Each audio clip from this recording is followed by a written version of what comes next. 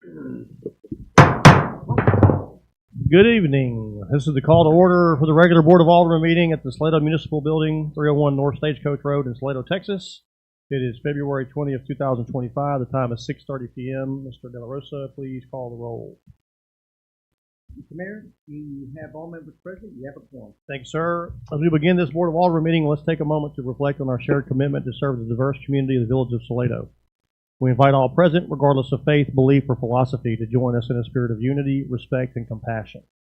May our deliberations be guided by wisdom, our decisions rooted in fairness, and our actions driven by the common good. Whether you find inspiration in a higher power, the bonds of humanity, or the wonders of nature, let us work together to build a culture where every voice is heard and every individual is valued. Let's take a moment, please.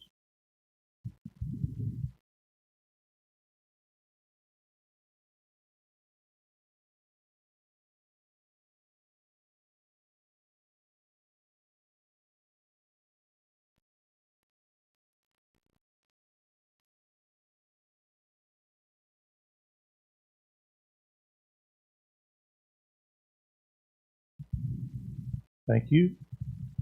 Please stand and join us in the Pledge of Allegiance and salute to the Texas flag.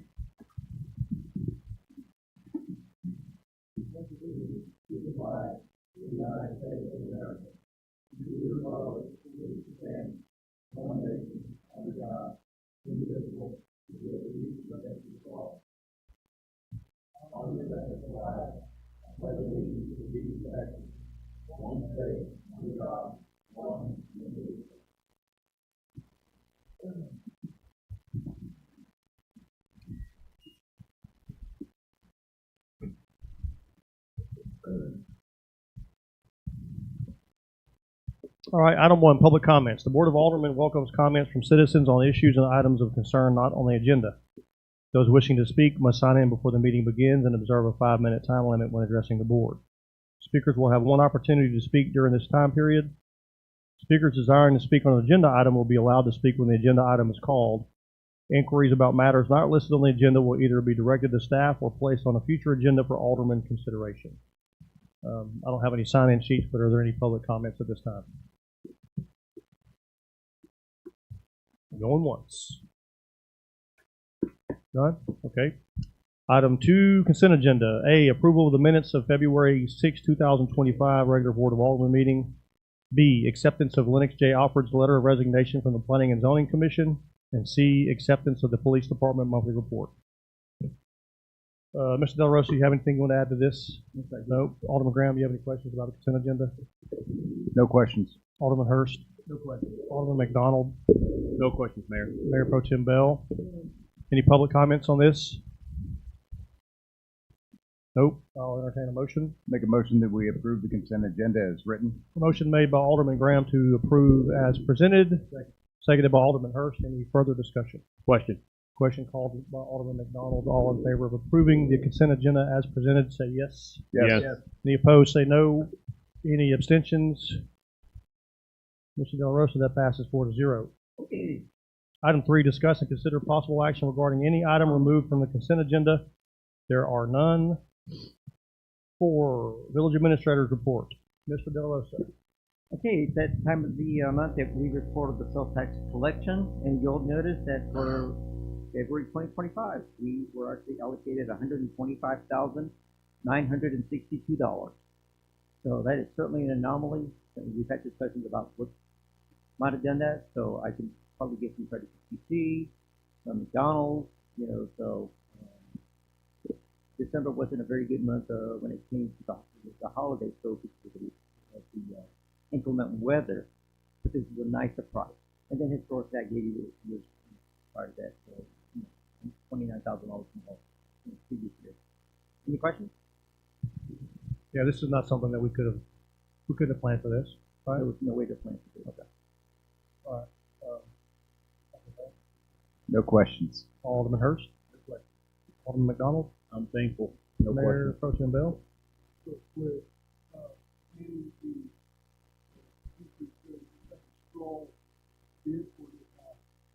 I don't believe the stroke contributed as it was inclement weather and we did not have a very good turnout. So as much as I would like to think that it did, I don't think it was $29,000 worth.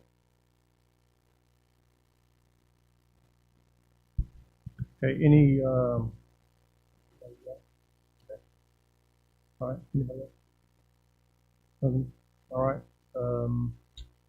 any public comments on this? No? Mr. Del Rosa, anything further? No. Thank you, sir. Item 5, discussion and possible action. A, discussion and possible acceptance of the fiscal year 2023-24 annual audit report. Phil Vaughn, CPA, Armstrong, Vaughn and Associates, PC. Mr. Vaughn. Yes, sir. As you stated, my name is Phil Vaughn. I'm from Vaughn Associates. You guys hired us to do your annual audit report last year. So our role is to make sure that the annual report is in front of you and the package is actually you guys can make decisions about the future of the village.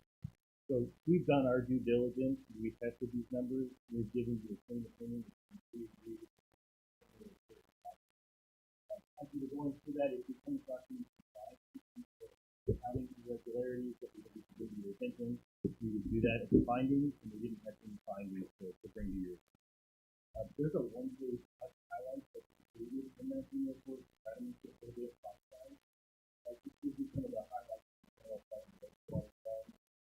be happy to answer questions about those if you'd like to.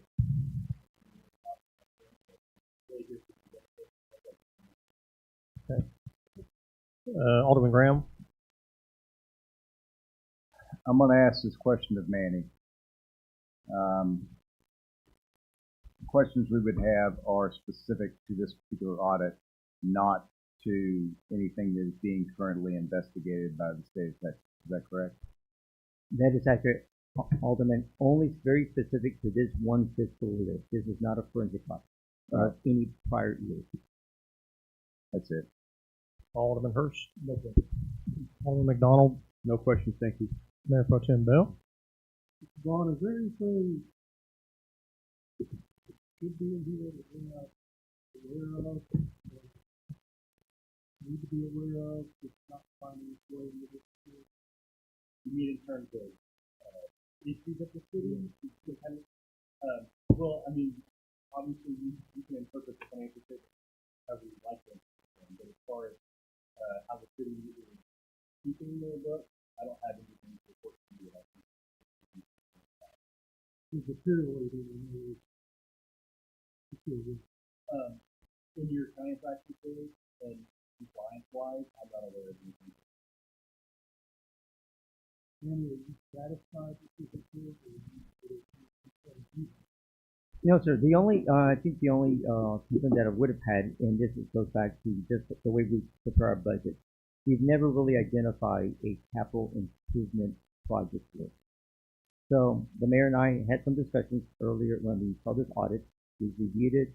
There were some references made to some of the road projects, Center Street, Boone Trail, Williams Road. We paid for a lot of those projects already out of our cash reserves. That's why they've been utilized and used up. So therefore, that is something that we will, as we move forward, we may do some budget amendments, and we won't do it until after May elections to determine which of the tech stop projects will continue to be viable and we keep moving forward. So, for example, we just entered into an agreement with the school district for the Williams Road. So, but technically it's a capital project. It's just not our funds. So, but we should be listening and something identifying what are either capital purchases or capital projects. So, to answer your question, that's the only thing that I would like to fix in the future when it comes to how we prepare our budget. would you agree, Mr. Vaughn, this should be a capital improvement budget? I would agree that you add capital projects that are set motion and haven't always been captured in the general fund budget. So that's probably a little bit of issue with capital projects. So I think that's why. The problem with capital projects is that you can stand multiple years. So you can start something in motion in 1 year and then it kind of comes up in 5 to 2 years and it off. So what the city benefit is talking about is more creating funding streams for that, setting the money aside in a separate fund so that you have money for that capital project when it comes due and comes aside. When you're doing an annual budget, you're usually focused on the operating costs and not the capital amount. And if we had those, would those would fall under the purview of use of all? So Yes. that's the thing too. Yes, and you had some of those, like your all village program, that was moved to capital project fund out of the general fund. So those kinds of things, when you have a funding stream, you can give them aside and you use part of it in your budget. But some of the road projects we're talking about, that we're setting those things before we started, that this year, as to the budget, before we typical. So if you would crystal ball, who's on that, if you want to do a capital project, but you use money of the fund, that it's there, you know you have it pre-funded, instead of trying to fund it out of your budget. That might have been a better strategy. And how many years have you been out? I believe this is the fourth year. Have you in the past ever recommended a capital improvement budget for any of these projects? The previous administrator liked to, we had a fund balance policy that we had you guys passed several years ago that tried to break the fund balance in certain groups. And so he would keep that in the general fund reserve. And I think with the turnover in city administrator, I think some of the plans that were laid out in his head were not, I guess, communicated well in the transition. And so some of those things might have gotten dropped. So they would have, there was a plan, but it wasn't, with the turnover well thought out in terms of how somebody typically knows what's still in the work. So in that system, Joe, is it basically doing the same thing? Or was it not? It's not, because it was in your general fund reserve. And so if somebody had in their mind, I'm setting aside a head for this project, if somebody new comes in and doesn't know that that was the plan, and then other plans are made, then those plans. So if you had a capital project fund to be set aside, it'd be more obvious for everybody to set aside for that. So in the previous audit, my question is why wouldn't you have to do that? Well, when you don't have another funding stream, you can't really create a capital project fund if you just have in that fund for that project. So if you're going to do a capital project, but with no funding stream, then you have to do it out of the general fund, out of the reserve. You don't have an option. So it's not our job to tell city administrators you can't do this project, or you don't have the money for it, or we don't see how you have the money for it. That's his job to go in the city and bring you guys ideas of how he wants to do a capital project. But typically, pre-funded capital projects. Also, I think it has to go into when the projects are approved. There has to be kind of a conversation about what the budget for it. Specifically identifying if that's not happening in the past, as well as it probably should have. But that's a long way to Mayor Pro Tem, if I can follow up, and Mr. Vaughn's correct, it is a funding stream of mechanism. So currently, I had a 30-minute conversation today with the Housing Urban Development on the project, the West Village Road project. You were awarded here during 2024. You have 7 years to complete that project, right? When we submitted an application, it was for $5.5 million. You're looking at a little less than $10 million for construction and about 1.3, if I recall correctly, from Solomon Thomas for engineering and design. Okay, so you need to be able to put this project on a long-term capital. So when we put capital project listing or even purchases, it's on a spreadsheet. It tells you 1 year, 2 years, those funding mechanisms where you need to land, not just 1 year, not just 5. We got a 7 years. So you generally go out 10 years and you start listing your projects, even though it's not funded, and then you start looking at the years that you either plan to put some funds in it, like a sinking fund, set them aside, and you segregate them so that you have those funds available. It's like a sinking fund, okay? So without that, and I had a conversation with Ms. Spiegel about your fund balance, and you can follow up with her, and that's what our conversation. It really doesn't work for me, and it has not. Therefore, when I came on board, what do we have, and how are you going to issue debt if your reserves are have been spent. So, therefore, that's why I prefer these spreadsheets that are adopted as part of your budget, even though you cannot afford it now, but you will. You outlined what that project is, you start putting in everything. So, today I spent quite a bit of time. So these test stop projects started in 2024 or 23-24, we're in 24-25. So in other words, it's multi-years. Royal Street won't get awarded until maybe next year, let out in sometime in 26. It'll be completed possibly late 26 or early 27, so potentially in the next fiscal year. These documents need to be available beyond the administrator's tenure. So whether I reach my demise tonight, you've got a long-term plan on how you're going to pay for these projects. So, and that's what we're going to work for. Not a long-term plan in your head, like in writing. No, it'll be articulated into a written document that you will adopt. You can always, a budget is a guideline. You can amend it, but you stay within the guardrails. I stay within the guardrails until you authorize me that we can move those guardrails out.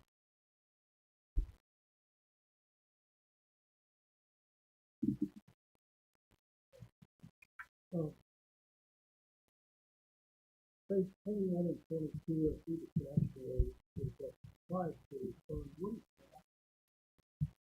Well, the goal of cash flow statement is the wastewater side is on a full basis, so it has fluctuations in non-cash costs.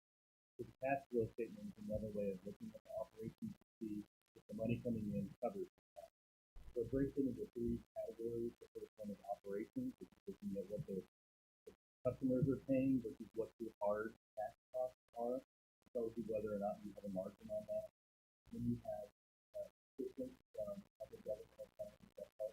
So all of these have to go, not just that one section. That one section says that customer fee.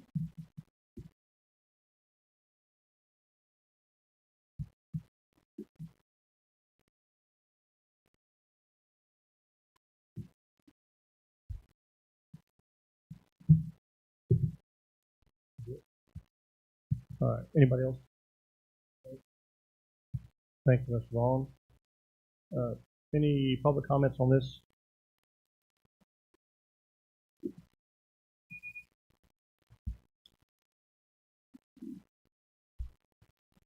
Jim Boynton, 3565 FM 2843 Salado.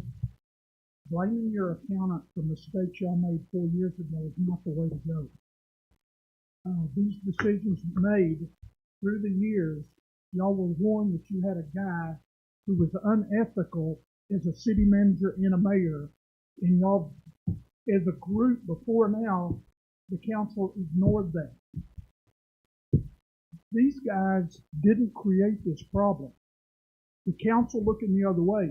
When you go 10 years, 20 years without paving streets, and our banner is we're going to pave streets, and you don't have any money, and you don't have an account balance, and you're out of money, and you're spending escrow money, it's not your accountant's fault. It's not the city manager's fault. It's not anybody's fault on here that was here less than a year or two. These things have been going on ever since you had a former city manager. The evidence was there that things were not right, and it was ignored. So it reminds me of the LA mayor getting on TV today and blaming the fire chief for not warning that there's a fire coming. It's fire season, they got Santa Ana winds, and they're out of water. Sorry, it ain't the fire chief's fault. It ain't the accountant's fault. It's not Manny's fault. Decisions were made by people before this council that have led to this. And that's what needs to be on the front page of the newspaper every week. I'm sick and tired of hearing everybody else try to blame the guys up here trying to fix it. This guy has nothing to do with it. He's just telling you what your numbers are. Thanks. Can I respond to that? Yes, you can. Yeah, I want to give a rest. Let somebody else say. I'm just asking the question and trying to understand the process. And so my point to this is, I just feel like it's something that should have been documented in the past audit, and if they weren't, I'm just asking why. So that is my only thing. I'm not blaming anybody. I'm not blaming Mr. Brown. I'm not blaming them. I just want to know what the process is. And I find it hard to come from somebody who doesn't even live in the village. I don't give a damn if you pay taxes or not. You don't live in the village. You're not one of my constituents. I don't care. Damn right. All right, that's enough. Thank you, Mr. Vaughn. Anybody else? Public comments?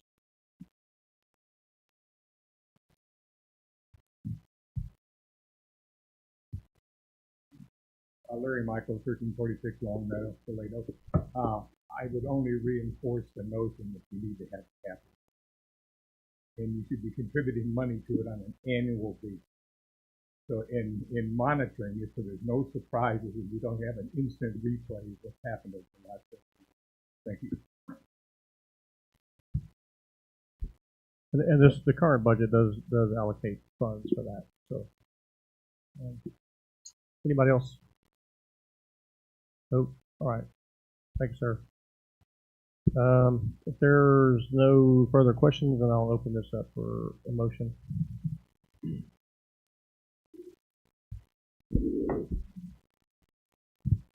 Mayor, make a motion that we accept the report as written for 5A. Motion made by Alderman McDonald to accept the fiscal year 2023-24 annual audit report as presented. Seconded by Mayor Pro Tem Bell. Any further discussion? Question called by Alderman Hurst. All in favor of accepting fiscal year 2023-2024 annual audit report, say yes. Yes. Yes. Any opposed, say no. Any abstentions? It's 4-0 in favor. Mr. De La Rosa. B, discussion of possible action on approving a development agreement with the Salado Independent School District to codify the annexation schedule of 54.695 acres of property located within the extraterritorial jurisdiction of the village and located at the intersection of Williams Road and FM 2484. Mr. De La Rosa. Okay, this is really great news. We have been working with the school district on the new high school and on the new stadium and the field house. The site of the high school is not within the village of Salado. It's across the street from the old high school, and which is outside of the city limits. What we've agreed is, and what I'm recommending, that they've agreed and they filed a petition for the 54.695 acres to be annexed prior to the next school year when it gets the students in the building. So what they have done, and the school district did hire Bureau Veritas to that way the same inspectors that we use for plan review, and then they're working with the ESC, Bell County ESC #1 for the fire services, both at the high school and the stadium within the city limits. So we'll be able to see inspection reports and before they get in it. So school districts are not required, they don't pay city taxes. We don't, one of the discussions we had was about building permits. Well, you know, if they hired BV, that meets the intent, and our intent was not to charge them for something, but again, why go through all of those steps of exempting them or waiving fees? Right. So the idea is you can actually enter into a development agreement that sets a deadline when the petition gets accepted. So the petition for annexation is an exhibit to this development agreement. It sets a date, and it basically prior to the start of the school year in the fall of 2026. So at that point, once it triggers that they've completed all the inspections, they're ready to move forward, then we will actually go through the annexation process. We'll have the public hearings as required and everything, but there's no reason to require annexation now. As annexation is required to connect to the city sanitary sewer system. When it comes to impact fees, they will not be paying any impact fees because there's a state law. They have to agree to pay impact fees. And again, why would you take impact fees from own constituents? So the idea is they will be paying the sewer fees to the city. So there is, and this is again what I consider to be a true partnership. So unless you have any questions, I certainly recommend approval of this development agreement with those terms and conditions spelled out in this agreement. And by the way, Dr. Ted Smith is in the audience, but like I said, I would handle most of this unless you have any very specific questions to him on the school district position. Thank you. Alderman Graham? So our primary source of revenue, once this conditions-based development agreement comes into effect and we've annexed before next school year, is going to be the monthly wastewater bills. That is correct. But also think of it this way. It does extend your city limits, your boundary limits. And that is always good because you never know what else is going to come along 2484 that potentially could gives us opportunities for adjacent properties and right-of-way annexation and all sorts of good stuff. That is correct. Yeah. Okay, that's all I have. Alderman Hurst? Alderman McDonald? No questions already asked. Thank you, Mayor. Mayor Pro Tem Bell? Thank you. Any public comments on this? Mr. Street, come on up.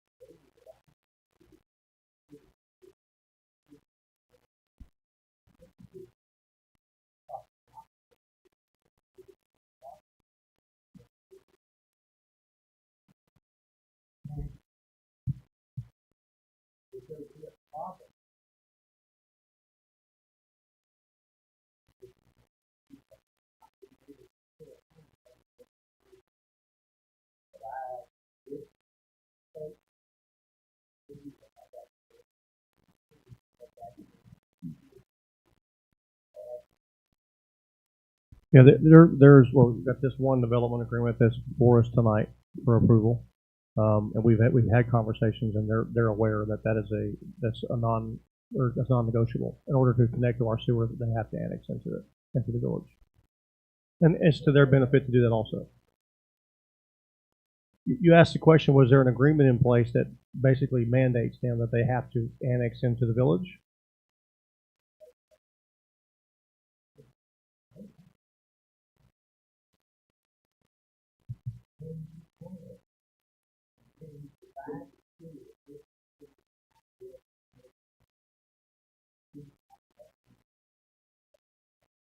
Yes. Mm-hmm.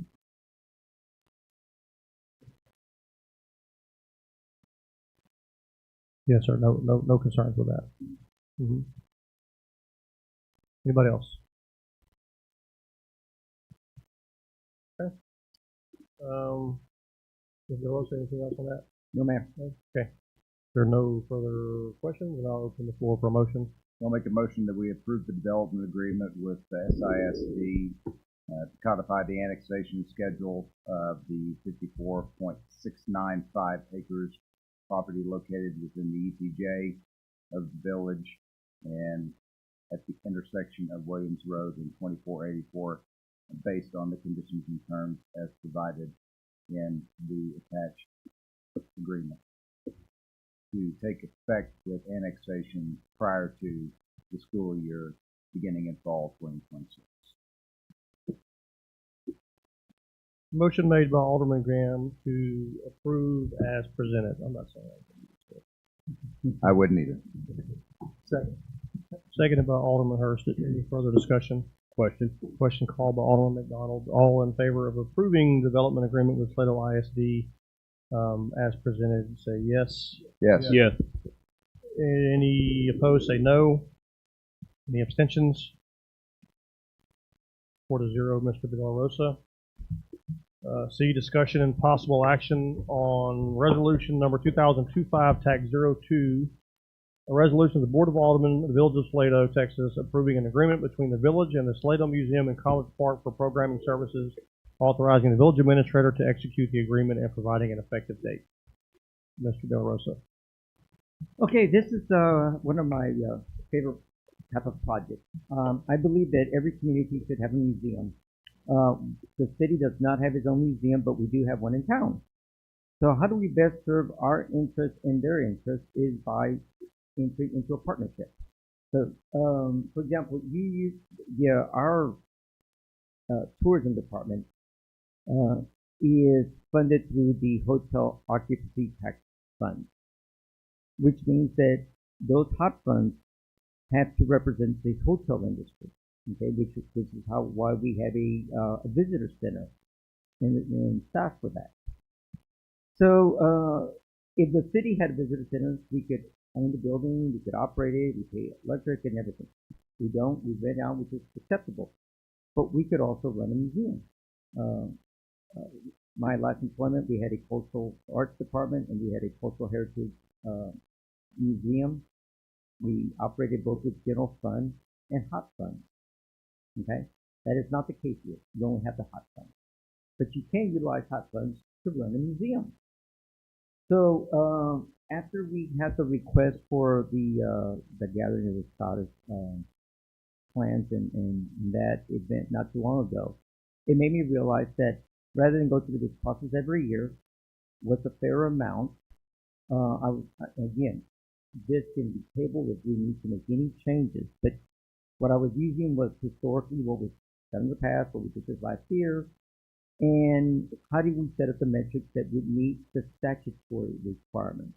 So I worked with the city attorney. I provided him, he knew the state statutes, but I also provided him the Texas Hotel Lodging Association puts out a guide on how to administer the hot fund. Okay, and there's a couple of categories that you have to fit into, check off the boxes. This meets all those requirements. So if we do this, it can be reviewed annually. It's got some reporting requirements. Every year there would have to be an appropriation of those funds. That doesn't mean they automatically get it. Okay, that means that they go through a process. For example, let's say that you budget that you're going to give me a 5% increase, and you decide I only get a 2%. If you budgeted 5%. You see where I'm going? Just because you budget it doesn't mean I get it. Just because we budget something doesn't mean somebody gets it. You say, let's do a capital purchase. You're going to buy a vehicle. You allocate $70,000. And the vehicle comes in at less or more. They still have to present that to you so you can allocate those funds. Okay, they're appropriated, they're budgeted, but they are not spent, and that's where you have the procurement requirements in policy. Okay, so I stayed with the $10,000. I did ask for information from the museum director for which listed as Exhibit A, which is the program proposals by the Salado Museum and College Park. Those are the programs that they're going to provide the community and that you're allocating funds for. So you don't necessarily get to ask them how they do that $10,000 as long as they achieve these metrics. You can add to it, you can amend it, they may want to do something different, but every year you get to revisit that, and it automatically renews if you appropriate it and if you give written notice. That's it. Okay? Let me stop there and kind of pause to get any comments or anything that I may be able to answer. Questions. Item 2I talks about the village agrees to contribute $10,000 annually to SMCP for its provision of the services after submission of an invoice to the village by SMCP, so long as those funds are appropriated, like you talked about, by the Village Board of Aldermen each year. Payments will be made on or about February 1st of each year during the term of the agreement. So can you tell me, again, going back to with the understanding that those funds are allocated annually, the onus on the village to facilitate and on the museum to facilitate the appropriation of those funds? That is correct. And what are the blocking and tackling? Like what's the onus on the village, or what's the onus on the museum to provide to the village to move forward with that appropriation? Yep. Generally, and what I'm getting at here is, how is this different in terms of request for justification of funds than what was done previously for the Scottish Gathering or whatnot? Yeah. What I'm working through is your procurement policy. I actually found that it needs to be updated, but state law allows school districts and cities to be able to spend up to $50,000. Okay. The last city I worked at had a population of almost 25,000. When I left, we had a $40 million aggregate budget. Okay. So I had over 200 employees. I was capped at 10,000. Anything over 10,000 needed to be brought, even though it was just so that you would know I was finished. So say that I had a repair, and we've had repairs.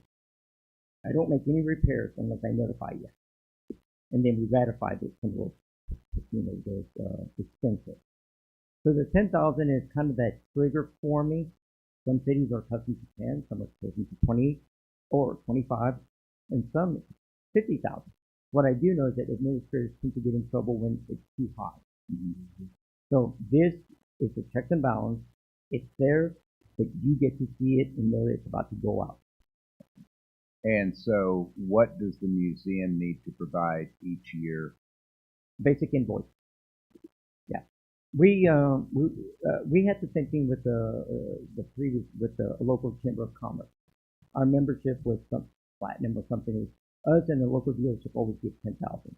It still went through the same process. It hit that trigger mark in our policy, which is the policy that I'm accustomed to work on that also. And again, if you'd like to give me authority for more, then it gets removed. And just so I'm clear, invoice, not receipt. Invoice. Okay. Yeah. And so basically a planning budget, if you will, for what each one of these categories that are spoken of in terms of services provided by the museum. Is that right? That is correct. Okay. That's all I have. Thank you. Alderman Hurst. Alderman McDonald. Yeah, Mr. De La Rosa, question regarding item 5, maintenance of records.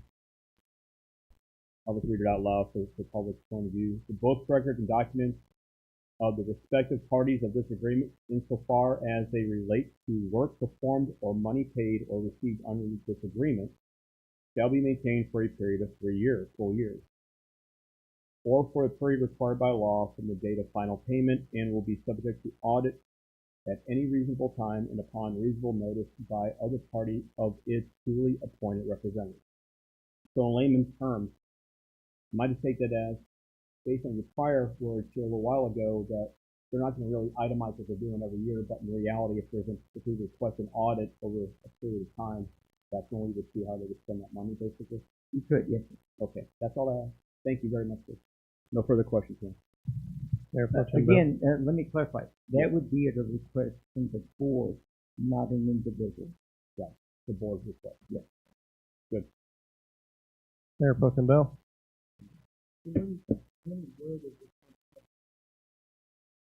These are from the 7% commissions from each hotel that we get. So the hotel occupancy tax. So we would actually track that. So what we have been noticing is right now that our revenue stream from the hotel tax has been declining. So we've had a meeting today with Mrs. Whitson out of that department to start tracking some of those to get concerned. That's why you appropriate these things every year, and this is something that at least we plan for.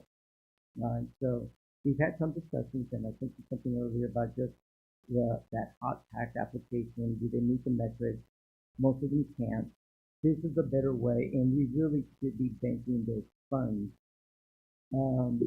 for, again, for capital purchases or capital projects or some other. So, you know, everybody thinks that we have a lot of money, and it looks like a lot of money until you start wanting to buy something or build something.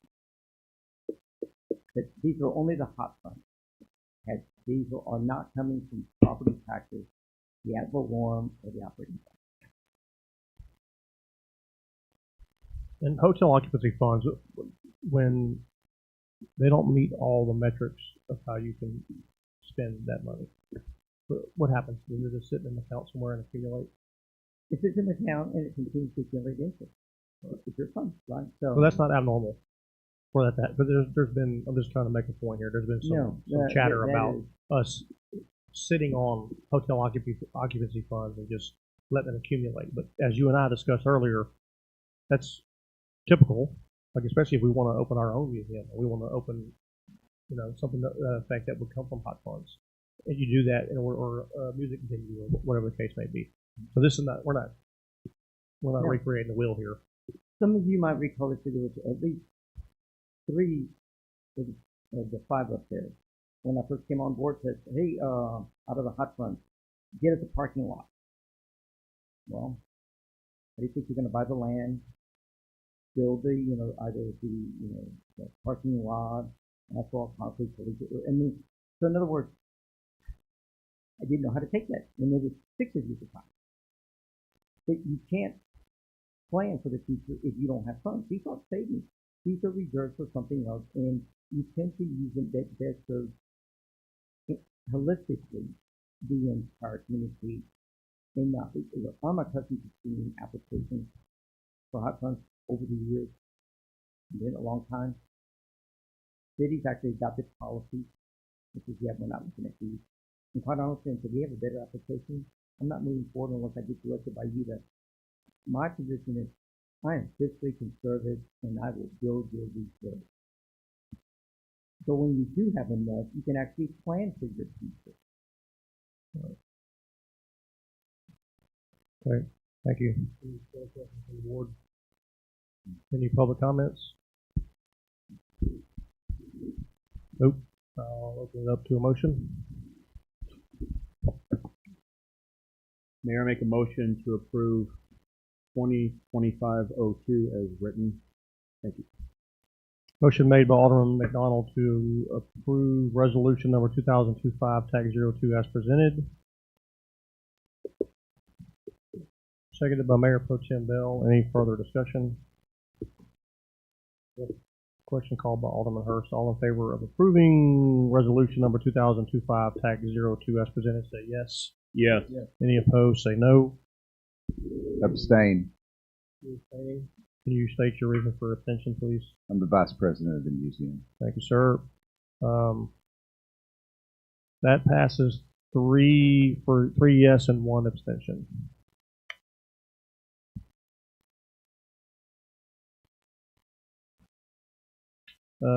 D, discussion of possible action on Stagecoach Inn's submission of the 2025 annual budget and plan in accordance with the Stagecoach Economic Development Program Agreement approved on July 2, 2024.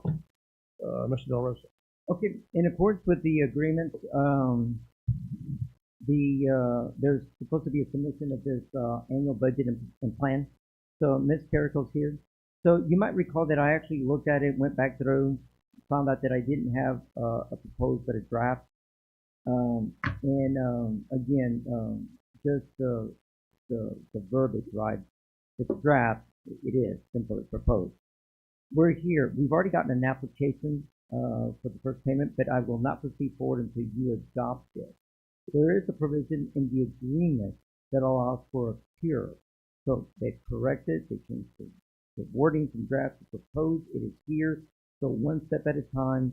And again, this is it's me trying to keep up with the contract.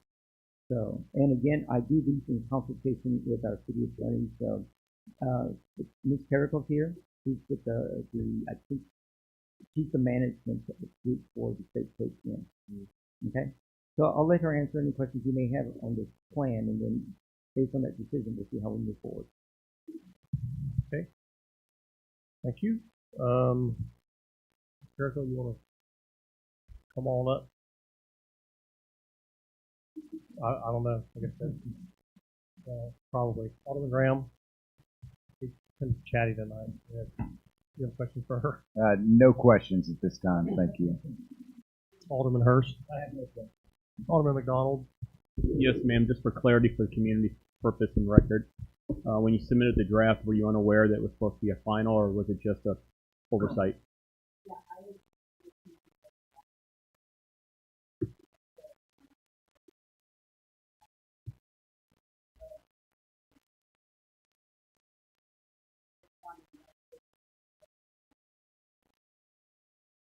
Right on. Thank you, ma'am, for answering the question. Other questions, ma'am? Thank you. Mayor Pro Tem Bell. Yes, ma'am. On your 2025 budget, you projected net profit in the year.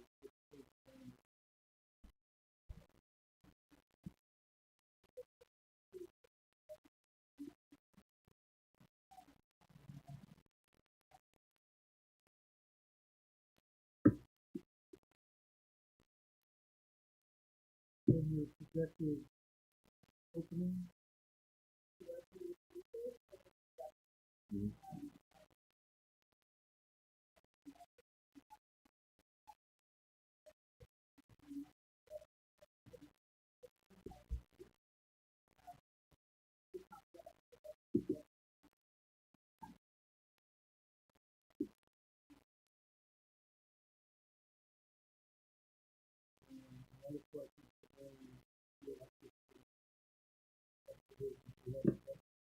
Yes, I did.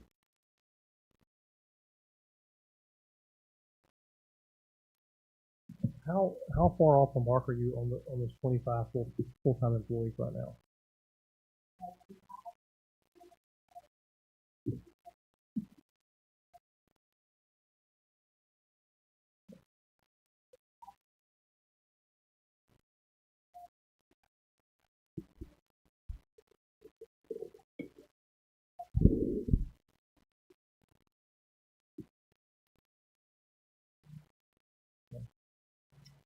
All right.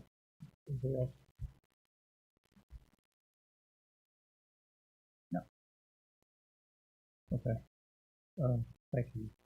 Any public comments on this? Oh, okay. I'll open it up to a motion. The motion to approve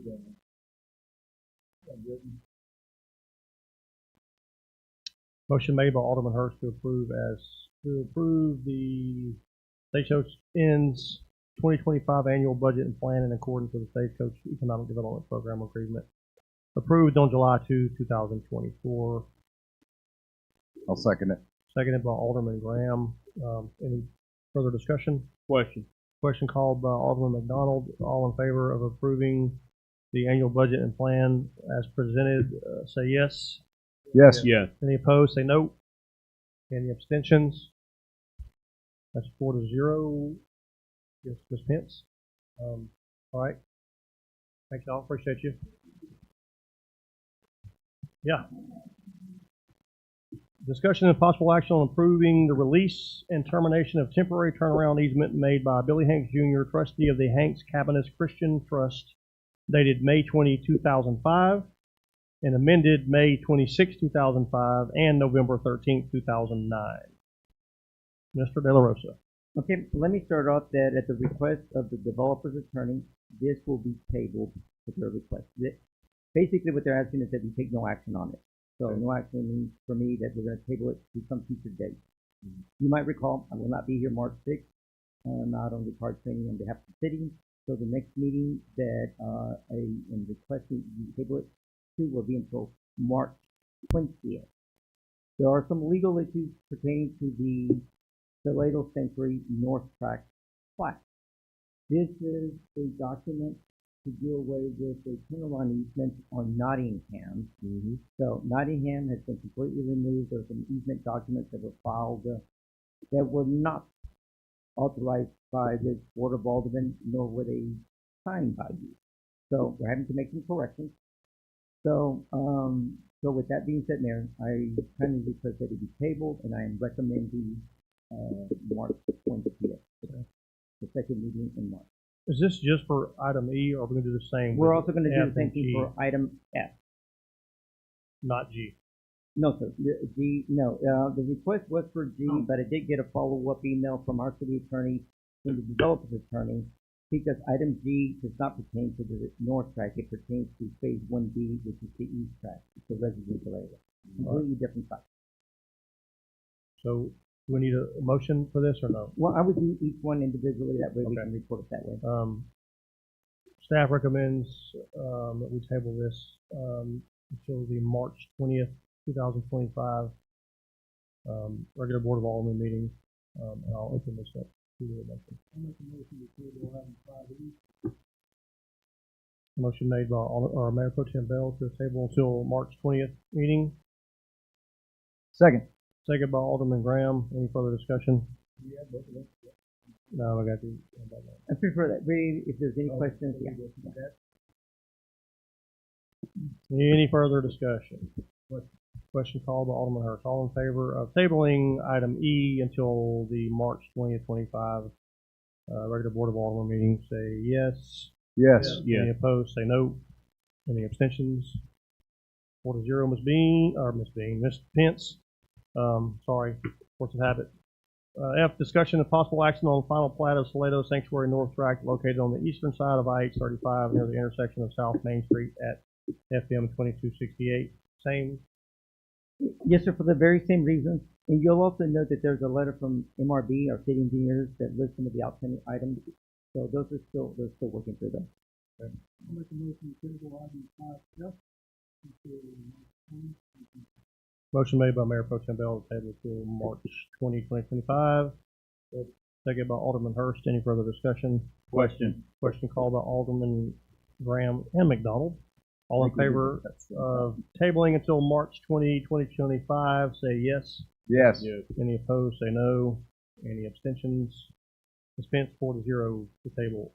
G, discussion of possible action on approving an amended performance agreement with the Sanctuary Development Company, LLC, for the Salado Sanctuary Phase 1B project with an amended completion date of March 30, 2025, and fiscal security in the amount of $130,952.35. Mr. De La Rosa. Okay, you might recall that you saw this a couple of months ago. It had a completion date of February 28, 2025. So in accordance with the agreement, about 5 weeks prior to February 28th, so I have to give notice 30 days prior that you're about to come up in your 30 days and you're about to be in breach. So I notified a week prior to that, said, hey, in about a week, unless I get a request, I'm going to have to send you notice. So we worked it out that they were most likely going to want an extension. At least I informed them. Their request eventually came in for March 30th, 2025.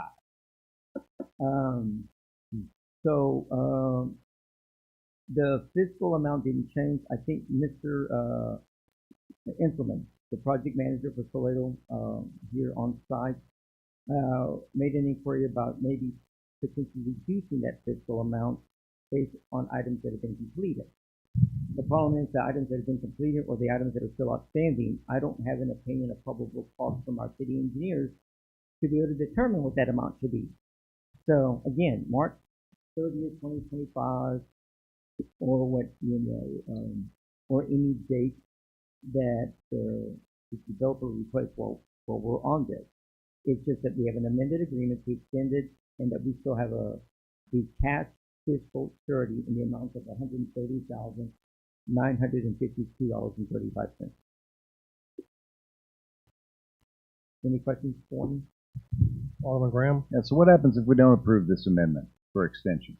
Well, if you don't approve it, there's really, well, if you don't approve it, and they don't meet that, I think that they could argue that you weren't fair with them. Technically, this agreement's written for 1 year. They're the ones that chose this shorter period of time. So if they don't meet it and you don't approve it, that means at the end of the month, I would say you're in breach, and we would have to finish the project up. But then their argument could be potentially, well, we requested an extension that we determined to be maybe reasonable. So, How common in your experience is an extension like this relative to this particular agenda item?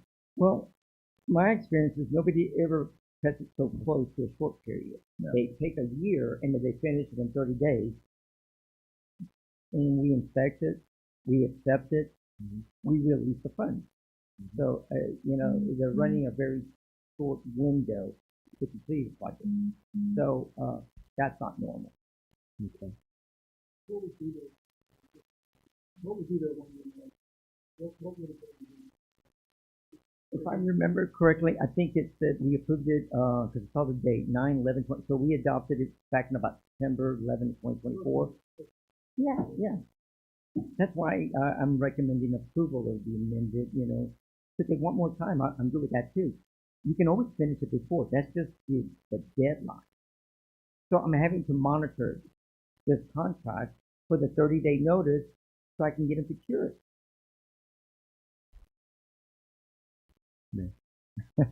So they were saying they were going to be wrapped up by February something, when really in all reality they had until the fall.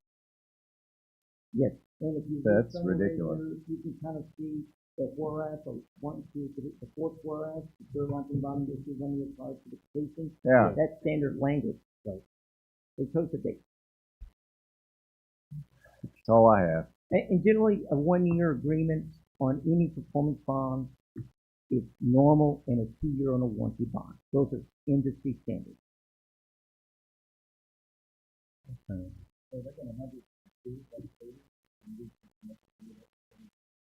What? Yeah, that's a question for Mr. Inkerman when he's present. So if he wishes to answer it. So you're talking about like maybe setting a term for like the year? Because maximum means so you have to do extension maybe items that we have there. Look at the listing on the survey, over road, working for it, and then there's all that stuff. So we have $30,000. No, it's the rating to, that's what the stuff we have to do with that, and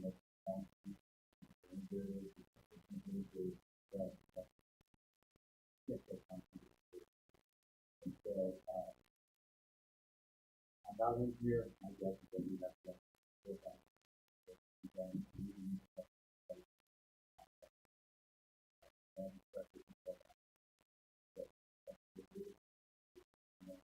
I mean, as you see here today, ready, we could do it online, go to the village, consideration for the city traffic. Most often, it has to be working on it, not rather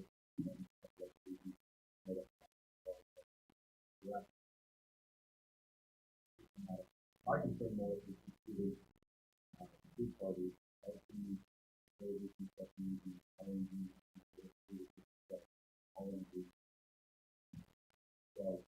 fairly confident in 30 days, you know, to make it down to the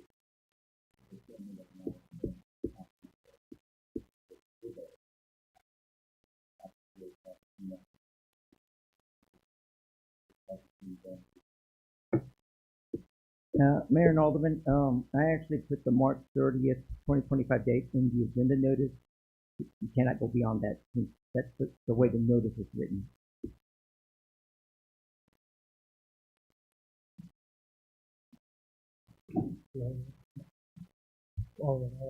I do. Mr. Del Rosa, for yourself, this date that was first put into place, so we talked about September of last year.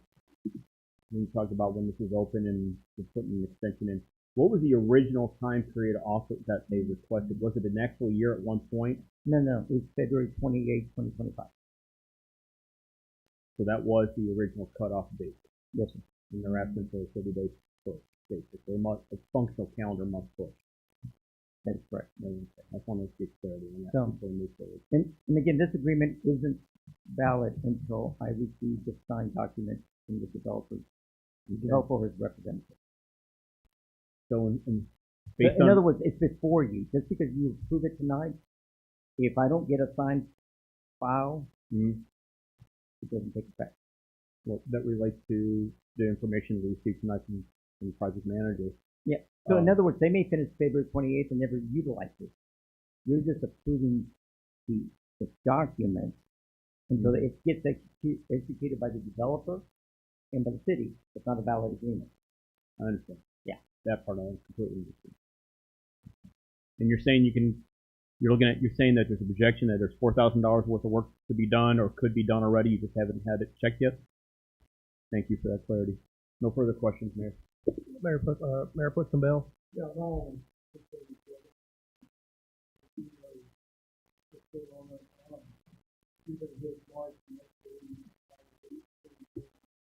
I'm fine with this.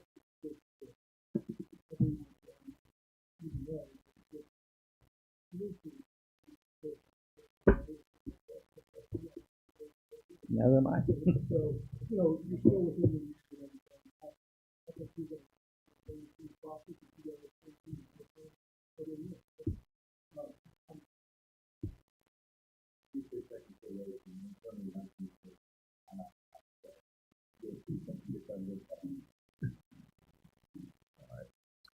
All right, thank you. Anybody else? Any public comments on this? All right, thank you, Ms. Hesselman. All right, if there are no more comments, and I'll open this one up for a motion. I'll make a motion that we we approve the amended performance agreement with Sanctuary Development Company LLC for the Sanctuary Phase 1B project as written. Motion made by Alderman Graham to approve as presented. Well, hang on. Let me amend my own thing there because I needed to walk that a little bit. With a completion date of no later than March 30th, 2025, and the fiscal security in the amount of $130,952.35. Okay. Motion made by Alderman Graham to approve as presented. Literally what it says. I know. Go I'm ahead. wondering what Rodney's got a question on. I don't know what's up. Can you clarify that Yes.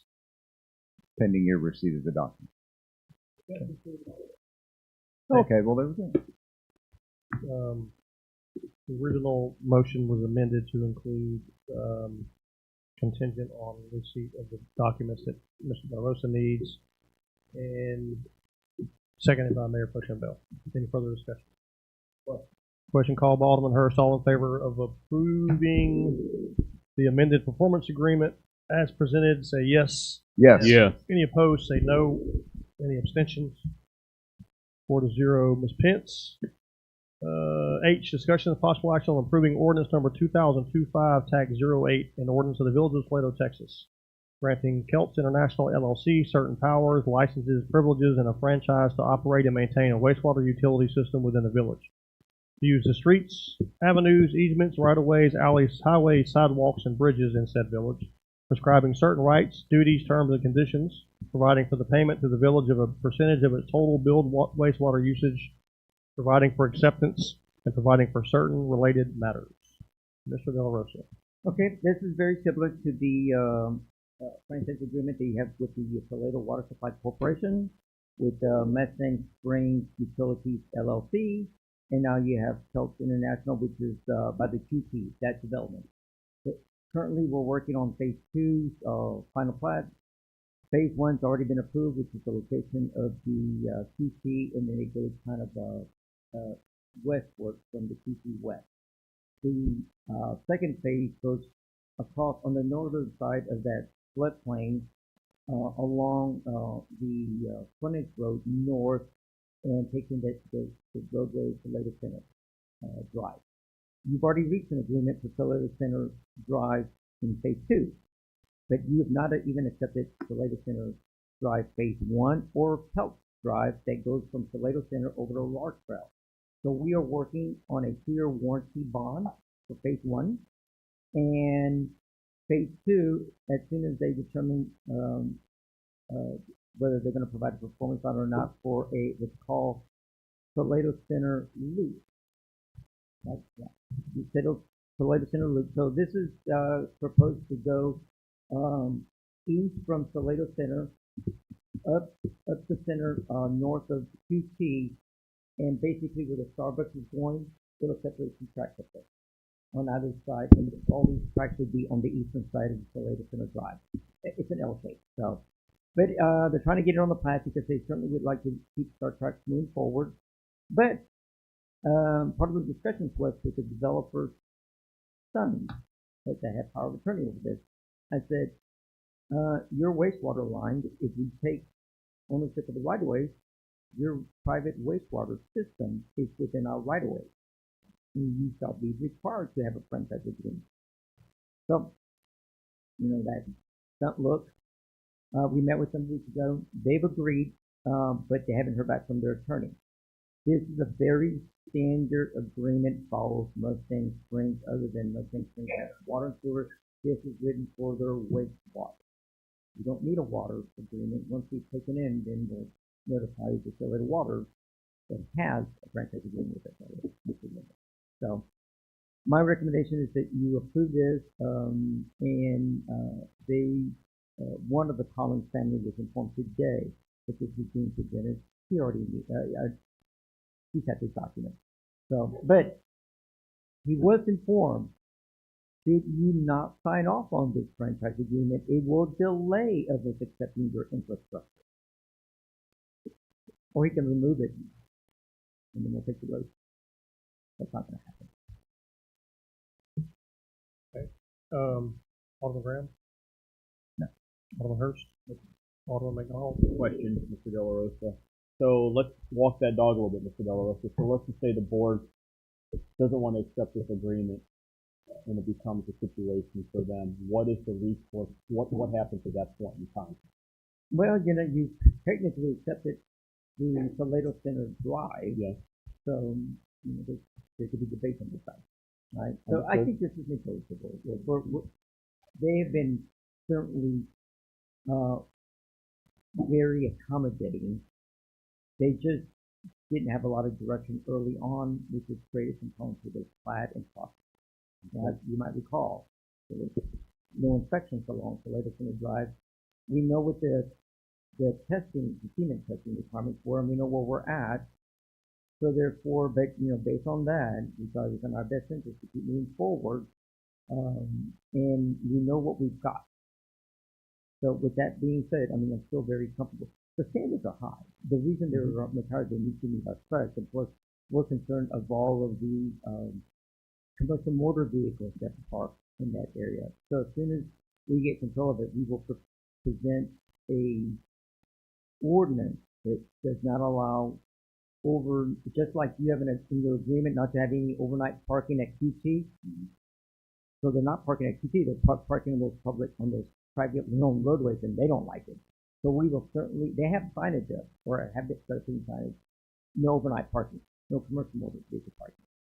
Okay? We will probably continue that practice. Therefore, because we don't want it to turn into a truck stop. Right. And that was your intent from what I can read in that development agreement. Right. And it's already headed in that direction. It is. Yeah. So I got some phone calls with them one about some lady. it's annexed, but they're not being accepted by us. Yeah. It may say on the plat a public right of way or dedicated by plat. If you haven't accepted it, then you haven't received a warranty bond for it. Mm-hmm. So it's not in your inventory yet. I'm sorry, I'm a little out of turn, but so once it is in our inventory and we have an ordinance in place to that effect, that's when our police chief and crew go into enforcing said. That is correct. Okay, but not before that. Not before, it's you're trading on some legal issues, right? Okay. It's annexed. It's in the city limits. They may have signage. It says it's ours, And it may be ours, but you haven't really accepted it. You got to go through all the steps to make it yours. And we're going through this on some other issues right now. You have to have you have to actually take action to accept infrastructure. It's like, I'm going to give you a car that doesn't run and put it in your name and you not know about it. It's not the way it works. Which is my follow-up question. Based on how it was built, in other words, how the infrastructure was built, was it, to your knowledge, was it built to code? Did we have any problems there? Do we have any question marks? It did not meet our specifications, and our engineers kind of made that clear. Right, and so, and I But it remember does that. meet industry standards for that type of activity. Okay. Ours is just a little higher. All right, so we increased versus reduced. Yes, Right, yes. and then last but not least, if the board does accept this, we also have financial responsibility for this too, correct? You do. And my position was, because it is commercial, the cell type that you'll generate will, certainly, and it's already been on the ground. If you know that area, those roads have been probably there for a better part of a year and a half already. And we're not seeing any surface cracks. We're not seeing anything hurting it. And you've got a lot of commercial trucks parking on it. So that gives us some level, at least it gives me some level. My engineers, your city engineers are going to say it doesn't meet the code. We discussed it. Yeah. And we made an informed decision. Thank you, Mr. Del Rosa. No further questions, Mayor. Where were you at? Your turn. Okay, any public comments on this? Okay, I'll open it up for motion.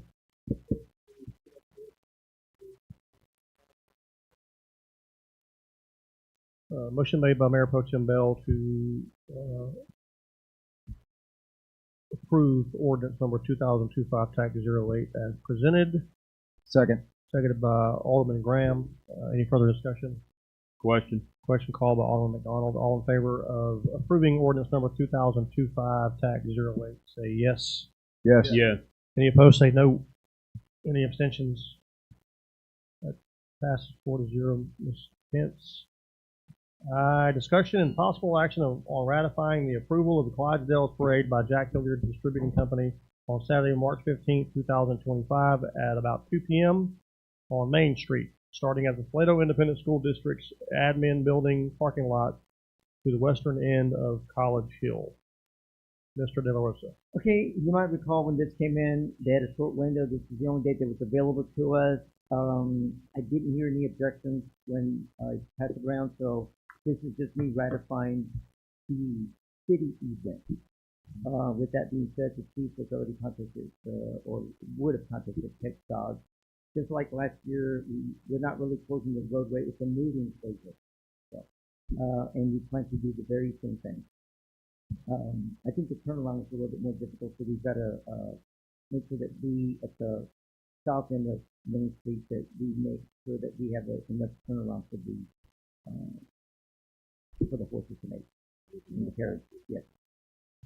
South end. So last time they tried to do it just past College, first entrance to College Hill for that real estate company. Are they going to go further down, like by Water's Edge, I guess, down that way?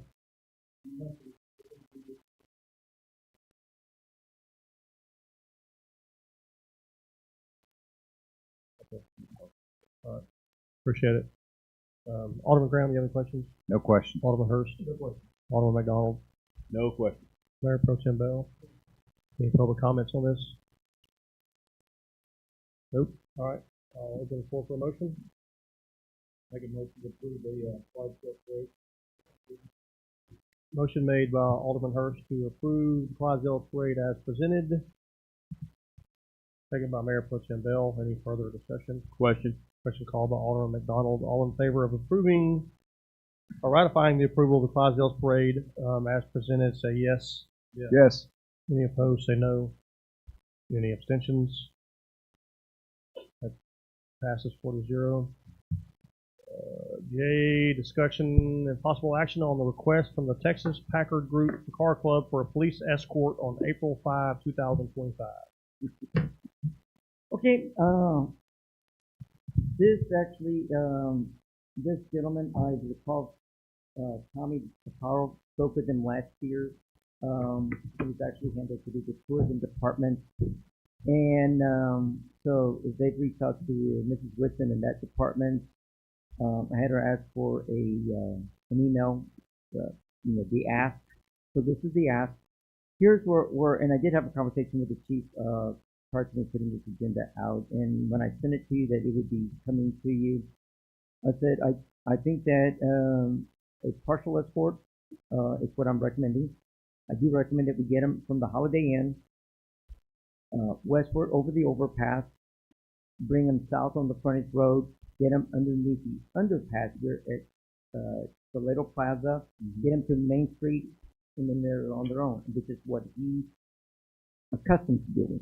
Right. And I think that as long as we do that, we get them away from the interstate, the frontage areas, get them into the Main Street, and then we're going to go about our business. Not really a fan of long things, especially it's not a city event. This is a private group coming in, spending some money here. So get them from the hotel, get them in, and then they're good to go. So with that limitation is what I'm recommending.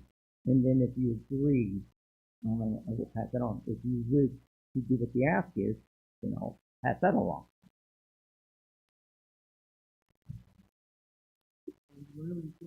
I have no questions, Mayor Pro Tem Bell.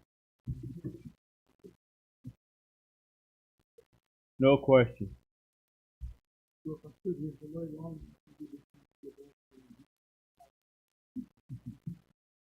Well, yeah, or public comments. Yes, anybody have any public comments?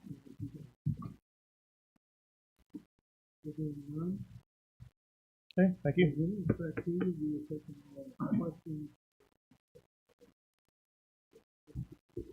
Okay, I'll open it up for a motion.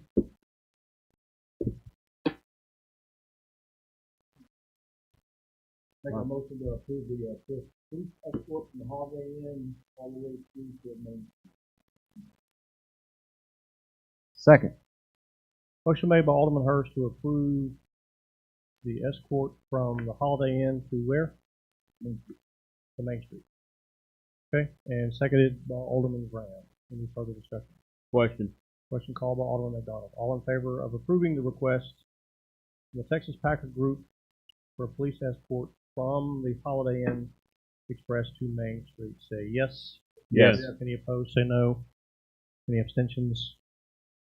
That passes 4-0. Okay, discussion and possible action on the request from the Heart of Texas Corvette Club, Hot CC, to reserve parking spaces on March 6, 2025 from 5 p.m. to 7:30 p.m. Mr. De La Rosa. Okay, you should have before you some the request number 1 and 2. Are they in color? They should be. They're not in color. You can just tell her what color it's supposed to be.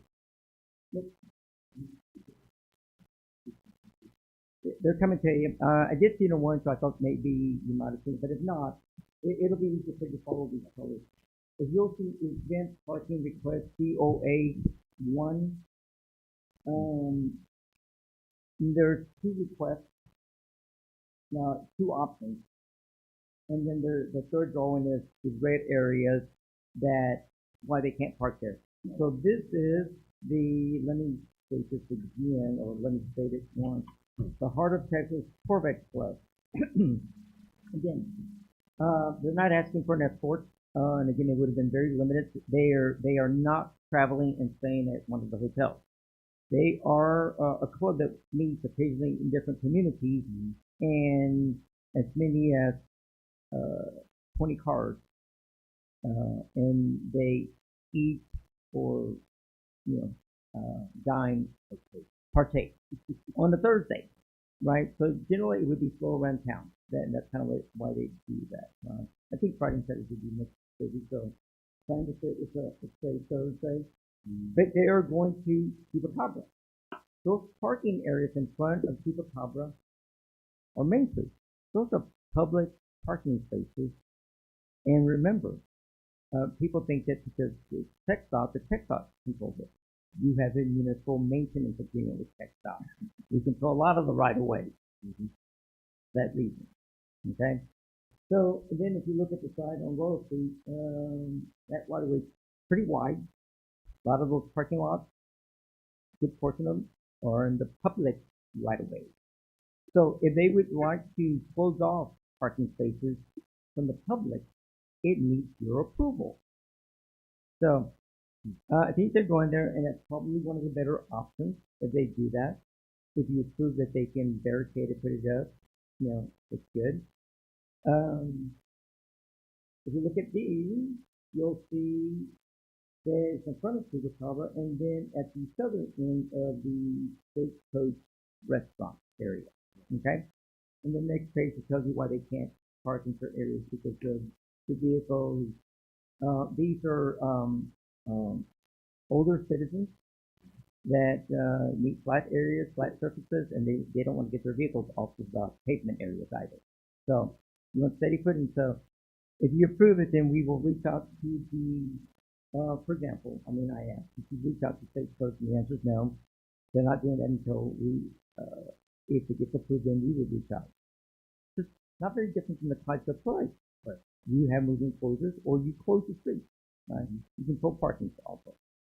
Any roadway in the city. So these are right in proximity of where they're going to be.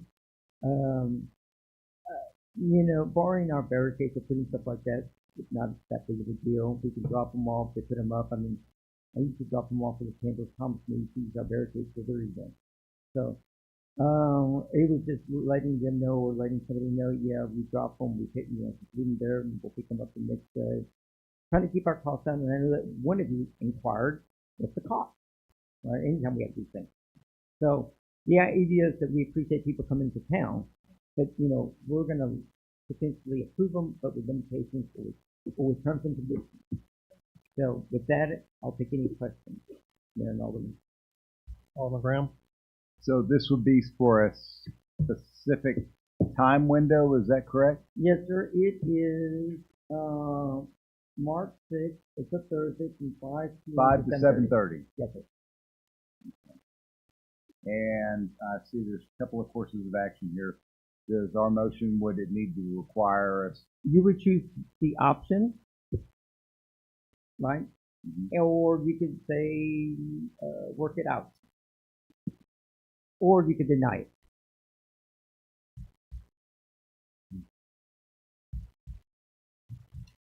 And coordination with each one of these businesses that are associated to these parking areas would be somebody from my office or the police or what was that? One of them, someone would reach out and kind of coordinate that. Okay. Yeah. And what if one of those businesses said, no, I don't want that happening, I've got customers that park there? Well, and it would be nice if they owned it and they had their own parking. These are city parking spaces. And we're only talking about 2.5 hours. Yes. On a Thursday. That is correct. That's all the questions I have. Alderman Hurst.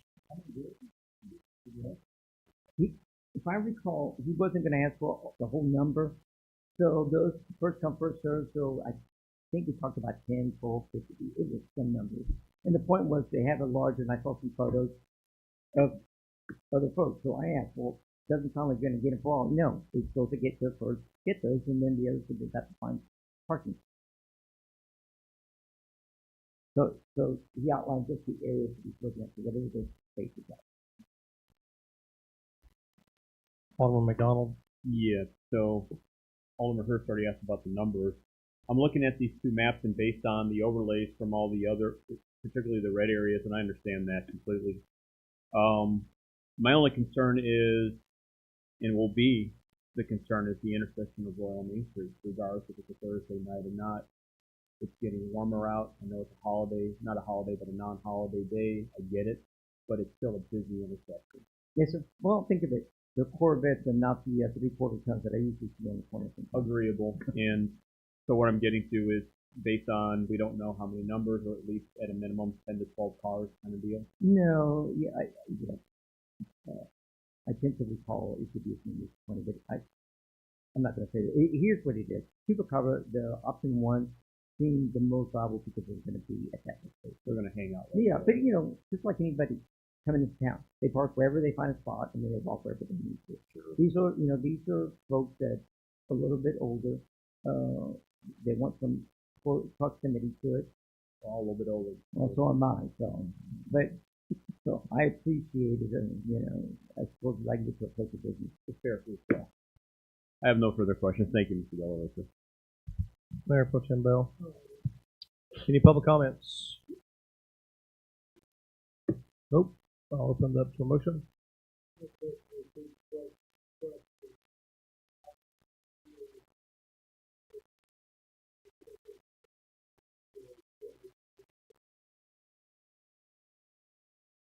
Motion made by Mayor Pro Tem Bell to approve request 1 or 2 or at their discretion. Second. Seconded by Alderman McDonald. Any further discussion? Question. Question called by Alderman Graham. All in favor of approving the request from the Heart of Texas Corvette Club, say yes. Yes. Yes. Any opposed, say no. Any abstentions? That passes 3 yes and 1 abstention. Hence, L, discussion and possible action on accepting of the financial reports ending January 31, 2025. Mr. Del Rosa. Okay, here's your financials. If you notice from the 1 and 2, we are certainly starting to do much better. But I will leave any questions you might have, anything in there. But I do want to say something before. You notice I notified you when we received $16,840 for parkland dedication fees for development in our ETJ. In accordance with the ordinance, we collected those funds. We started to have more and more conversations. So, as a matter of fact, I was taken to task that you can't collect parkland dedication fees in the ETJ. We came to realize that our city attorney is much smarter than that group is. So, and I knew better. So we did.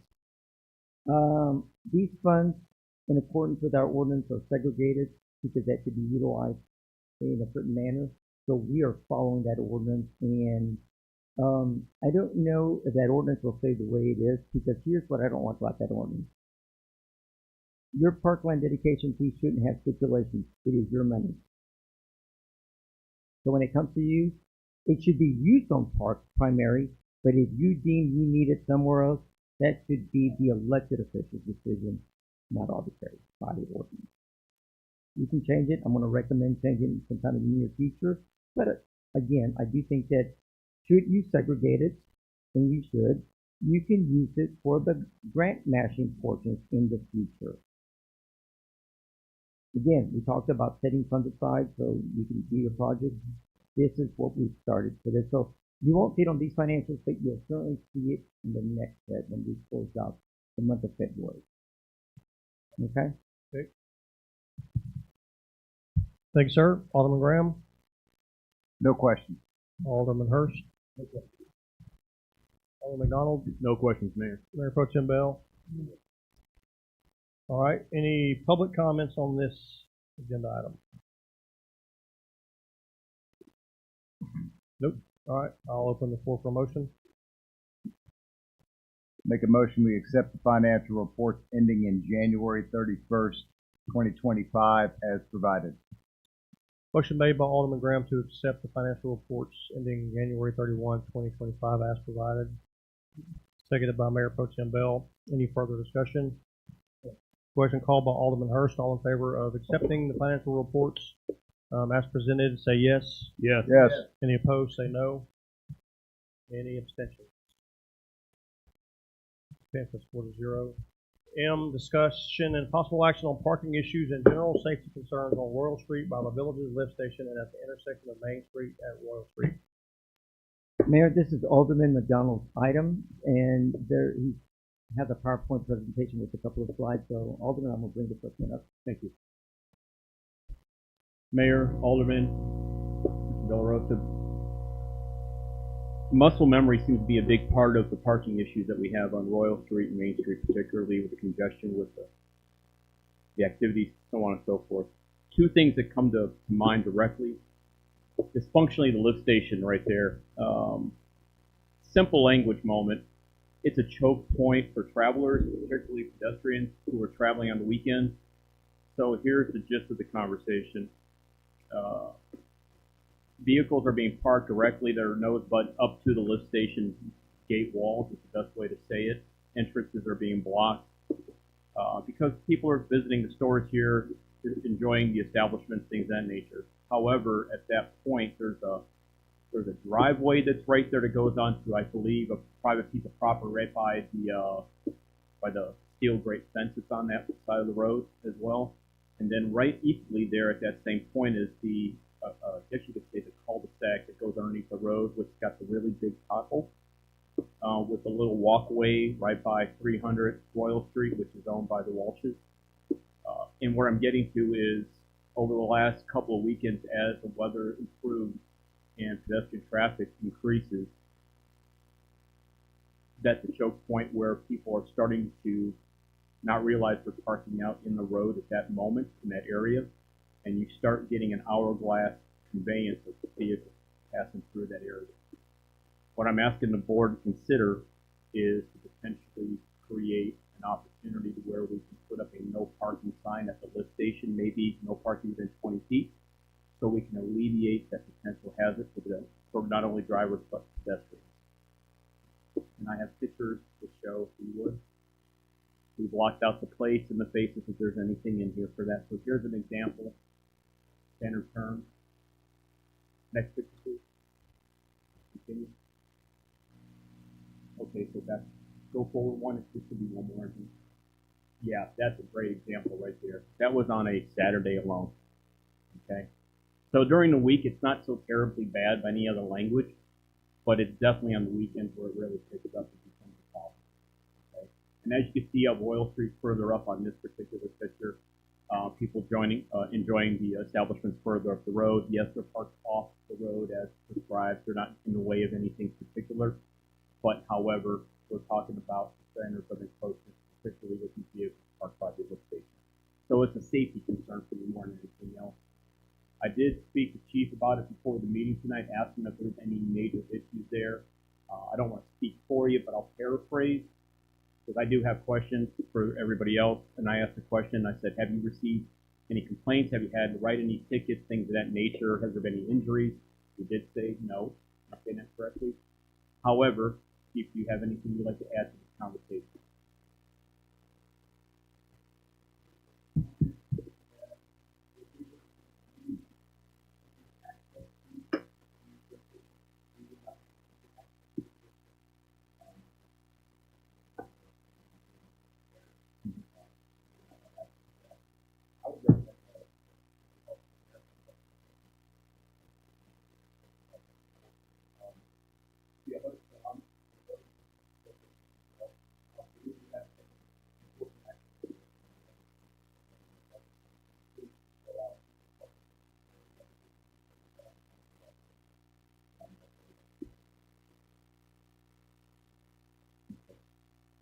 If we can go back to picture 2 for Main Street. All right, so this one adds to, this was all taken on the same, basically on the same day. It has nothing to do with the vendor or the golf cart that's for sale there. It's more along the lines that if you're trying to make a right or left-hand turn from Royal Street on Main Street, it blocks visibility. I just want to bring that to the attention.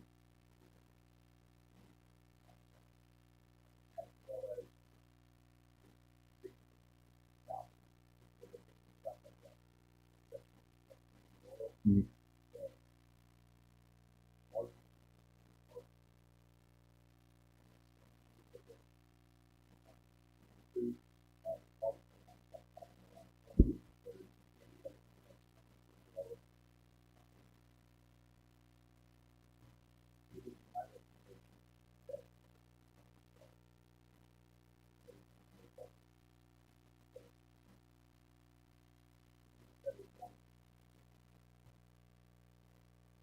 So you're speaking about in front of the store and by that.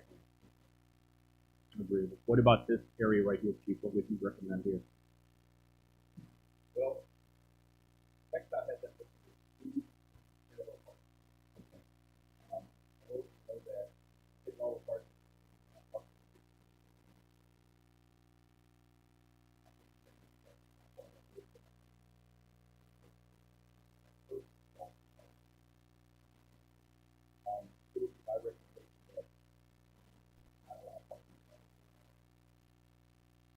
which leads me back to Mr. Della Rosa. Thank you, Chief. Based on the prior conversation about the Corvettes and the opportunity for them to park, and because we have an agreement with the state, we control the parking. Does that go against that agreement if they want to, quote unquote, set No. spots and shops for safety? No, had a conversation with Michael Yates, Mr. Simpson, I did 6 months ago or so. He's the tech dot district engineer at the Belton office. Because they did a lot of the work in, when it came to the restriping of the parking lots, they will consider anything that we submit to them, but it would be at our cost. And if you utilize just parking standards and distances, line of sight, those are actually required when we look at placement in the subdivision ordinance. You know, buildings, setbacks, houses, you know, it's applicable in commercial and residential areas. So line of sight issues, there are industry standards. Engineers generally don't look at those things, and tech guys just want to kind of get this project through, because that's what the ability wants. But they are willing to reconsider changing patterns or parking spaces if we make that request, and it's on our job. Understood.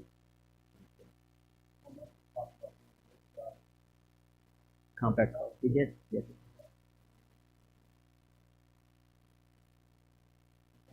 Yeah. Yes. I agree. Yeah. And again, you would have to pass an ordinance such as some change. I mean, putting a sign and then not follow it, it's kind of hard for the officers to go out there and get the sign. If you pass an ordinance, that's really good. You don't remedy it. Don't follow it. That is my intent of bringing this to the board's attention. I would like at least to have consideration for an ordinance that would put some functional enforcement for the police chief and the law enforcement here, particularly for some of these areas that do have a risk for safety or access, depending on what utility we use. You might recall that the lift station, the entrance, the gate is on the western side, not on the street side, not the east side, on the western side. So when we have to go in with equipment to either pull homes or anything, 30 feet, got to line up, work, get things in and out. So your lift station starts at 80. You have more difficulty. And trying to find people when we need to get into these things won't work well. That's why they're very isolated, generally on easement. In the administrative code, Texas administrative code allows them to be in right of ways because the city controls the right of way.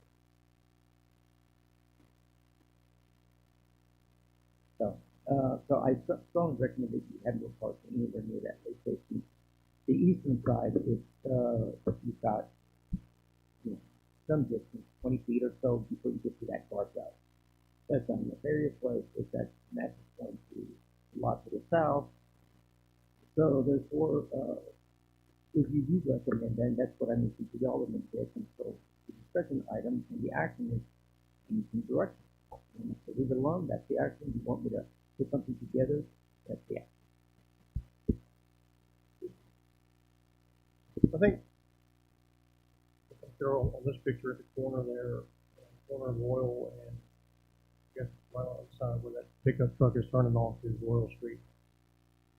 Segregating those first couple of spots right there to keep some of the bigger trucks. I don't know that closing those spots off altogether, that's gonna kill 2 or 3 parking spots right there. Maybe we just designate them as golf park. You can make them golf cart. You pass an ordinance for golf cart and put a fine that's steep enough to get their attention that we're very serious. Yeah. Or not, if the police officer determines that it's a hazard, in that ordinance, or give them the authorization to pull it off. And this picture here too, I know that this area right here in front of the general store, and then you've got areas to the left of that.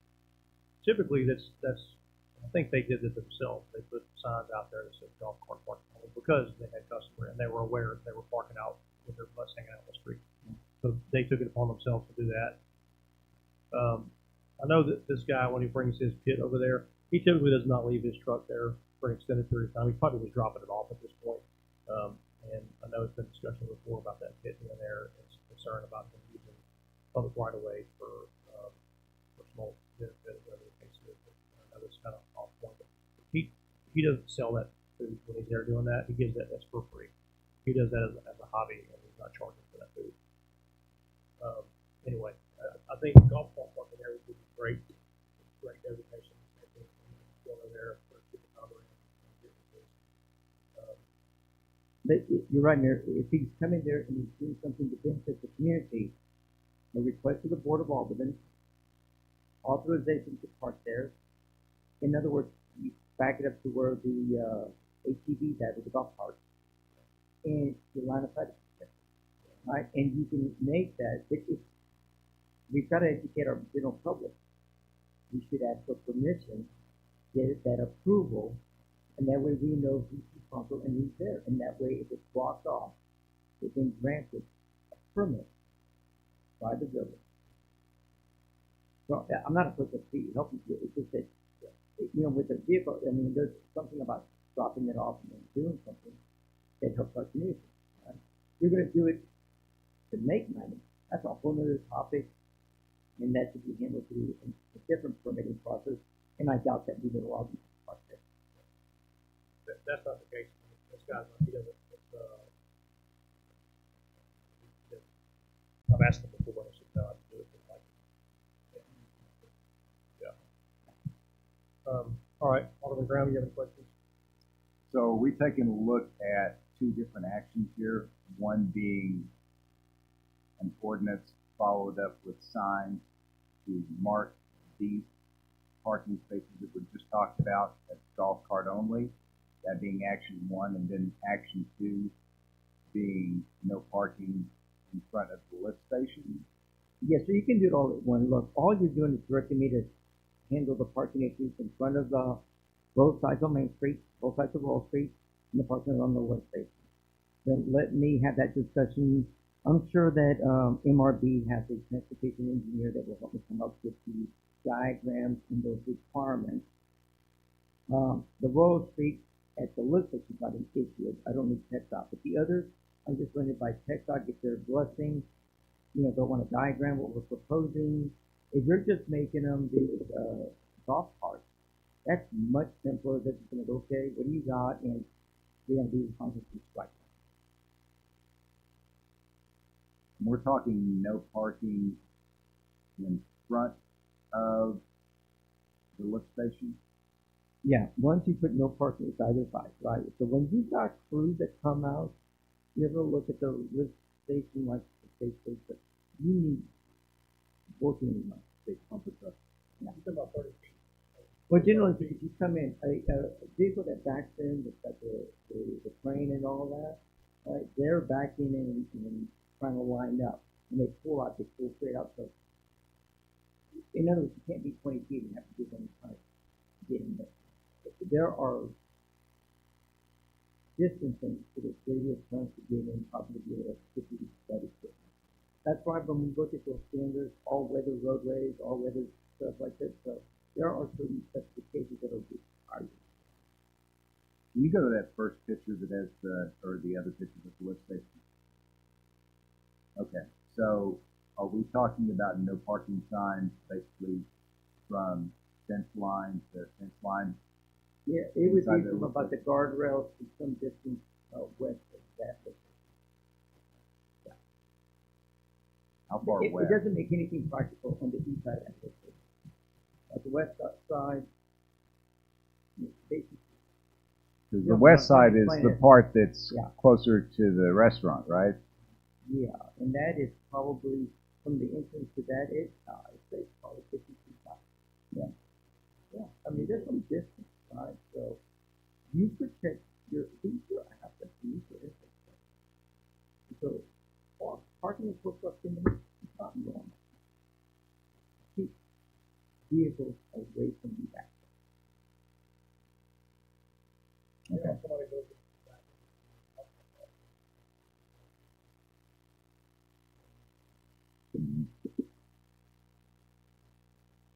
All right, I don't have any other questions. Alderman Hurst. Alderman McDonald. No further information. Thank you. Mayor Pro Tem Bell.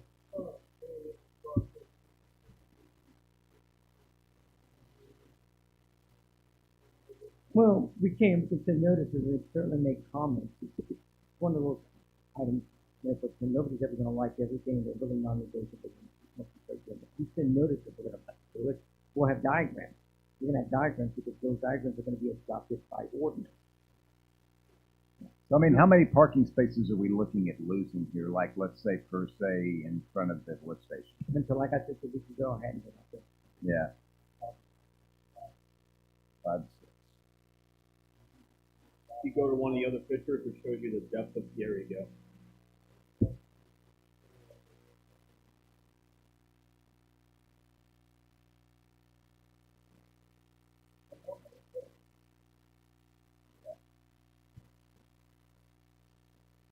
But you know, you don't park between here and here, right? You allow parallel parking in front, you can't get in there, it's one of those things. It's an all or nothing.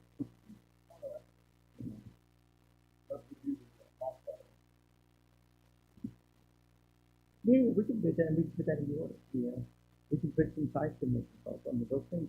Give us some of those, very long, so, well, we will, you know, unfortunately, you've got to put everything in those ordinances now. That way, they don't argue the way out of it.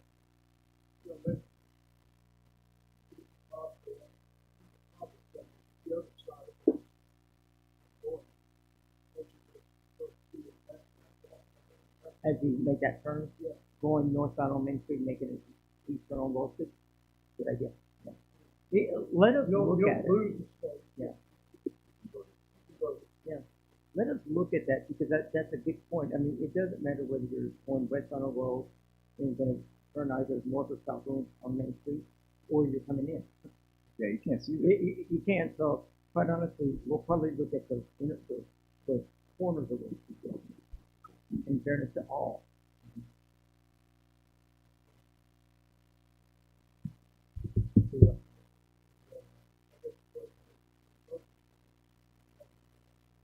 No, I've got enough. I don't need anything. You're going to take action on it. But I can Any public comments on this? Oh, okay, so.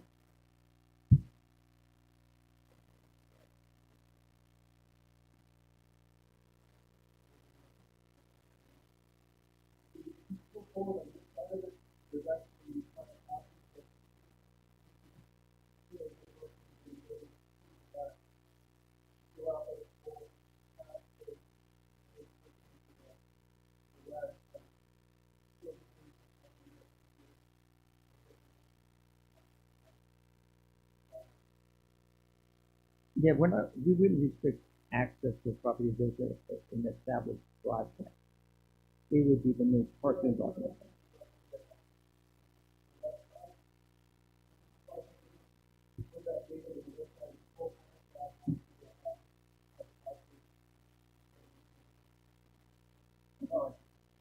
Yeah, right there. There you go. You can see the driveway in. Oh, yeah. Yeah.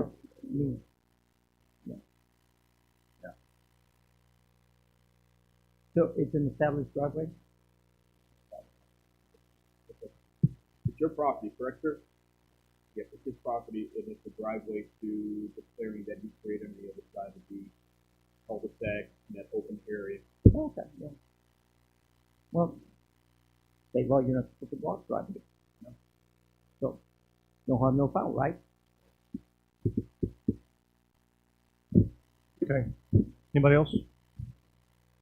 All right, open it up to most. We're not gonna.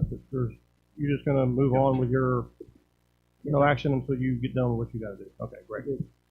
Item N, discussion of possible action disapproving of the petition for release of area from the extraterritorial jurisdiction from petitioners Linda Hill pertaining to a 5.129 acre tract of land due to a defective petition that is non-compliant with Texas Local Government Code, Chapter 42, Subchapter D. Is this the second time this person's come to us? No, we had two others that came from another law firm. So actually, this one, you might look at the petition, the very first page. You see Roman numeral 3? Yes. The petition. You see right in the middle with this Chapter 277 election code? Election code. Look at the petition. Yes, sir. Number 3. Election code. There's an election code requirement in the petition. Okay? I had a law firm representing two different folks, same law firm, that failed on that, still hasn't corrected it. City attorney. This one doesn't meet that. We mentioned it, that it's not compliant. I had this same document dropped off today. Go to the exhibit A, the notary page. You see where it's got a name, which should have a date, Glenda Hill? Yeah. Okay, what they did, they blocked out that name, put a date, resubmitted it, and still having it corrected to the Texas Election Code Chapter 270 provisions of it. They whited it out and resubmitted it. You can tell that it's missing. Yes. Well, maybe they signed it on her back or something. And just to confirm before I brought it into you today, I submitted it to the city attorney. Yeah. So you'll get a 15-minute bill because he looked at it and goes, yeah, it's not compliant. Look, and I do that so that when you ask me, I've looked at enough of these documents, I know what I'm looking for. And So the bottom line here is just get it right. exactly. Yeah, We're okay. not trying to keep you within the village limits for our ETJ. Well, you can't be in it. We're not trying to keep you in our ETJ if you choose not to be here. But follow the state statute. Sure. And we do not provide legal advice. I will not provide legal advice. Alderman Graham. Signed before me on Glenda Hill. No questions. Alderman Hurst. Alderman McDonald. No questions, Mayor. Mayor Pro Tem Bell. Any public comments? Mr. Boynton, you see what time it is? So do you see what time it is? All right, go ahead. Just kidding. Go ahead. It is my bedtime, and I don't live in the city, but neither does this lady here. I will tell y'all, this is a public meeting. I don't want to beat something to death. Now, hold on. You can only talk about what's this agenda Okay, item. I am. The reason her deal screwed up, probably her husband just passed away. Oh, Okay. She doesn't know what to do. If you would like me to go try to assist her, I could do that. I don't think she knows what she's doing. Her attorney certainly should know. Mr. Boynton, they actually were delivered by two business owners in the community, not Not her? No. Okay, And the one was told today, and the other one will be told tomorrow. okay. But So- it is But not, the deal is I'm No. just trying to cut her some slack. I sympathize, but no. the people on her behalf should have known better. I agree. She doesn't know what to do. Thank you. All right, anybody else? I'll open it up for motion. Make a motion to disapprove the petition of release as written and for the end. Motion made by Alderman Hurst to disapprove as presented. Seconded by Mayor Pro Tem Bell. Any further discussion? Question. Question called by Alderman McDonald. All in favor of disapproval of the petition as presented, say yes. Yes. Any opposed, say no. Any abstentions?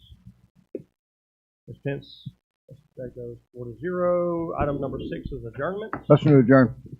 So moves. 8:25.